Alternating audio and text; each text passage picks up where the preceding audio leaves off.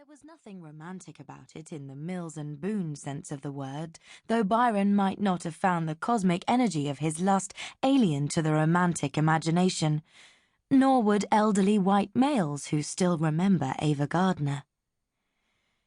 He waited, though, after his first sight of her, not for 7 centuries, nor for 7 years, but 7 minutes, until the shop was empty.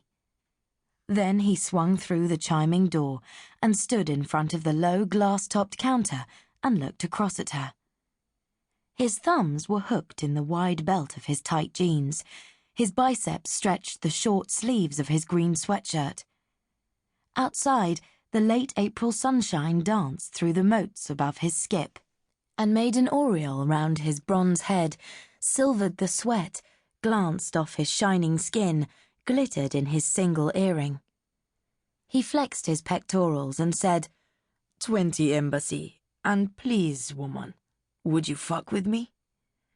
Since this precisely fitted the fantasy she had been working on ever since she clapped eyes on his torso through the shop window above the video poster for Basic Instinct just 6 minutes earlier, a fantasy that had caused her to give change for a Placido when the customer had tendered her a $5, she was not surprised or frightened. Indeed, the fact that he had said, would you, and with me, and please, though that probably related to the cigarettes, added tenderness to passion. She smiled, those teeth, those full plum-coloured lips, and sighed that large, heavy but well-shaped bosom, leant across the counter, and, in a gesture that was almost maternal, brushed white plaster dust from his chest, letting her hand discover the hardness of the muscle beneath. That would be nice, man, but where? Woman, he said, and she fancied it was more a growl, the sort of growl a tomcat makes prior to the moment of truth, than any noise Belafonte ever emitted. Next door we have 28 empty rooms, and some of them still has beds in. The affair was brazen. Ranjit was not popular in the neighbourhood.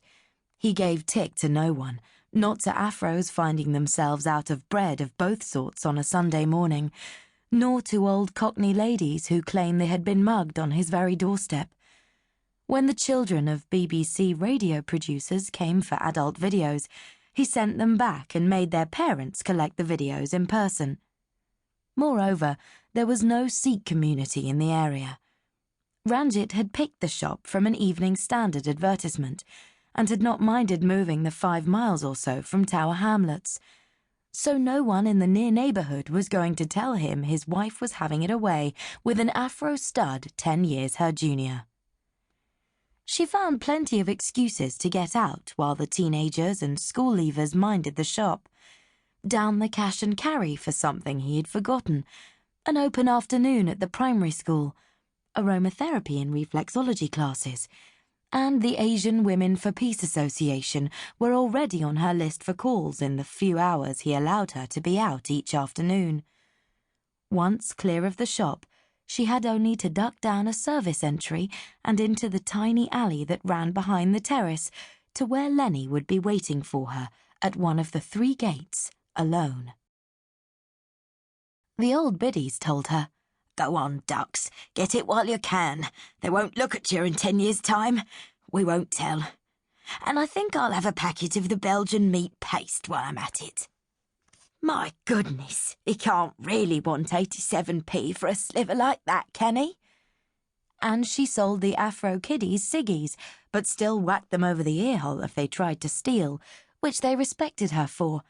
And when Ben, from opposite, wrapped a copy of Penthouse inside his Independent just as his wife came in to remind him to get some green lentils, she didn't let on at all. She charged him, though, of course. And in return for these little favours, everyone kept quiet about her. Lenny's mates really were mates. Even the foreman was only 25 and had not yet turned class traitor. When the contractor came round at an inopportune moment, he always said that Lenny was the reliable one, the one he sent out for a kilo of nails or a 5-litre can of paint stripper if they'd run short, when actually he was bonking Amiria.